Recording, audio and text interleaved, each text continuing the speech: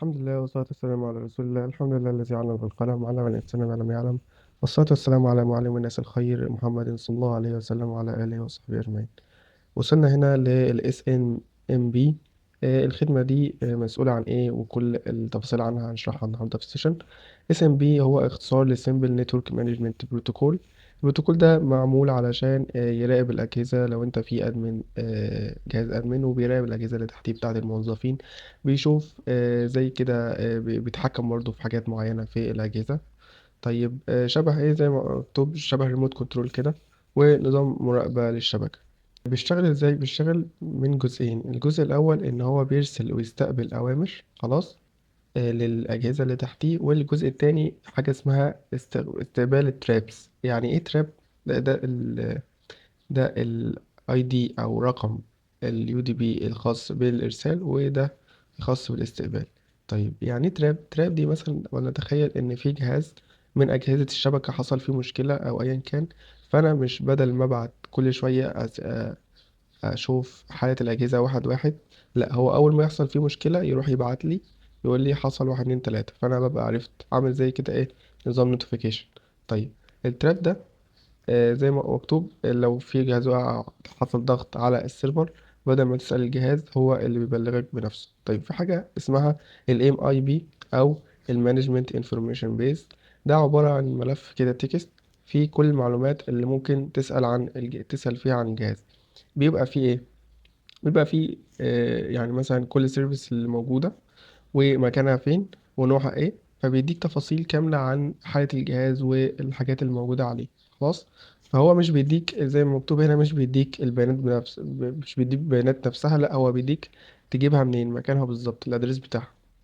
طيب، في برضو حاجة تانية اسمها OID أو ال Object Identifier. Object Identifier ده عامل زي ال ID كده، أو ال IP الخاص بكل جهاز. ده رقم تعريفي بيعرف كل جهاز عشان أعرف أوصل له.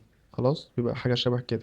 طيب، كل ال enumeration أو عملية الاتاك إن أنا أوصل لل Object ID، وإن أنا أوصل لحاجة اسمها Community String. هنفهم يعني إيه Community String دلوقتي. طيب، اصدارات الاس ام بي كان فيه 3 فيرجنز من الاس ام بي. اول واحد اللي هو كان في 1 طبعا، ما كانش فيه ولا اوثنتيكيشن ولا انكريبشن، فكان حاجه بدائيه خالص وفيها مشاكل دلوقتي يعتبر مفيش حد بيستخدمها. الفيرجن التانية كانت احسن اكتر. كان في حاجه اسمها كوميونتي سترينج. ده حاجه شبه الباسورد، ولكن كانت مش انكريبتد، ولا تزال فيها مشكله. اما اخر اصدار فهو اللي حل كل المشاكل دي. بقى فيه يوزر نيم وباسورد، بقى فيه انكريبشن، وبس هو شويه كومبليكيتد في السيتنجز اللي بتعملها في اول مره. عفوا. الكوميونتي سترينج زي ما احنا قلنا فوق ان هي آه، شبه الباسورد كده. بيبقى ليها باترن. لو في أجهزة كتيرة فأنت بتعملها بشكل باترن، عشان مثلا كل قسم ليه شكل معين في الكوميونتي سترينج. يبقى ليه قسمين: في البابليك ان هو بس بيتم قرايته، يعني انت الموظف ما يقدرش يعدل فيه. اما لو برايفت فانت تقدر تعدل فيه. طبعا في ديفولت كونفيجريشن وفي دينجرس كونفيجريشن زي اي بروتوكول اتشرح قبل كده. فدي الديفولت كونفيجريشنز الخاصة بالاس ان ام بي. وهنا الفايل اللي احنا لو فتحناه بنشوف السيتنجز الخاصة بالاس ام بي. فاحنا لو احنا مثلا على السيرفر، وجبنا الملف ده، فتحناه بفلترنج بالشكل ده، هيجيب لي الاعدادات اللي موجودة على البروتوكول. طيب، الاعدادات بتديك ايه؟ بيقول لك مين اللي يقدر يوصل للسيرفيس دي. بيشوف برضو ايه، وكل صلاحيات لكل جهاز، يعني الصلاحيات الموجودة على الأجهزة. تمام. أما بالنسبة للدينجر سيتنجز، فإحنا هنقول دلوقتي مثلا في 3 دينجر سيتنجز. كل اللي بيؤدوا له ال 3 دينجر سيتنجز دي إن هي بتوفر وصول لل OID، أو إن إحنا بنشوف الريسز بتاعت كل جهاز بدون ما يكون عندي صلاحيات authentication، أو أنا مش مخول بإن أنا أوصل للبيانات دي. تمام. طيب، هنبدأ بقى في الجزء المهم، وهو الفوت برينتنج للسيرفيس. ازاي بقى نشوف السيرفيس دي البيانات اللي موجودة عندها، وممكن لو عرفنا مثلا نعمل بروت فورس ونجيب كمية سترينج، ممكن نخش نتصل بالسيرفيس. طيب، عندي 3 تولز مهمين جدا في ال SMB. أول واحد اللي هو اسمه SNMP walk. ده بيستخدم ان هو بيعمل كده كويري بيقعد يسيرش كده على ال OIDs.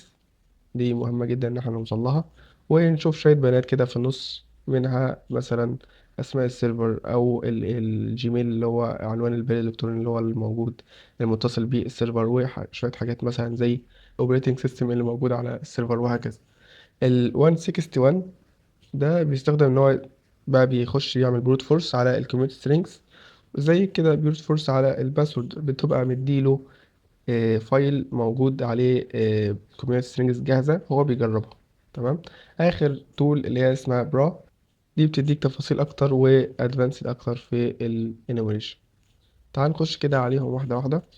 لو في المثال ده هوريك دلوقتي معنى الكومنت. أنا فتحت ال SMB walk وقلت له أنا مثلا بعد ما عرفت إن السيرفر ده بيستخدم الفيرجن 2، فأنا بقول له أنا عايز أعمل انوميريشن على الفيرجن 2، واديني البابليك كوميونتي سترينجز الموجودة على السيرفر الخاص بالاي بي ده. بعد كده هيديك شوية معلومات مهمة، منها دلوقتي احنا عرفنا الجيميل او الايميل الخاص بالسيرفر، عرفنا برضو ان هو شغال اوبنتو.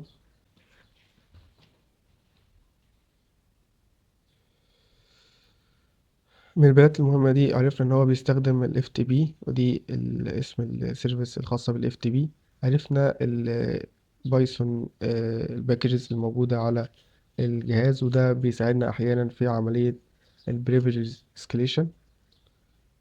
فدي معلومات مهمة قد نحتاجها وقد ما نحتاجهاش. طيب، ده اول مثال. تاني مثال، طيب لو احنا بقى عايزين نجيب بروت فورسنج للكوميونتي سترينج، ونجيب زي الباسورد كده الموجودة على السيرفر، ففي التول اللي هي الخاصة بالموضوع ده اللي هي اسمها 161 على اسم البورد. فاحنا دي مسؤولة عن البروت فورس، وبيبقى فيه كده آه، زي سيك ليست جاهزة أو وورد ليست جاهزة، بتجرب وتشوف هل في حاجة كانت مطابقة ولا لأ. تمام. هنا أول حاجة بننزلها خلاص، وبعد كده بنقول لها بنشغلها بالطريقة دي. ودي الوورد ليست الموجودة عندي، بديها له، بديله الدايركتوري بتاعها، وبديله الاي بي بس الخاص بالسيرفر اللي انا عايز اعمل انوميريشن. وهنا بيقول لك بقى ايه شويه معلومات مهمه لو طلع اوتبوت او نتيجه مهمه. طيب، طب هنا بيقول لك ايه، بيقول لك لو الكوميونتي سترينجز طبعا انك تطلعها شيء صعب، ولكن لو في مثلا اكتر من 100 جهاز مرتبطين بالاس ان ام بي، فده مش هيدي كل جهاز باترن مختلف، هيبقى صعب جدا عليه.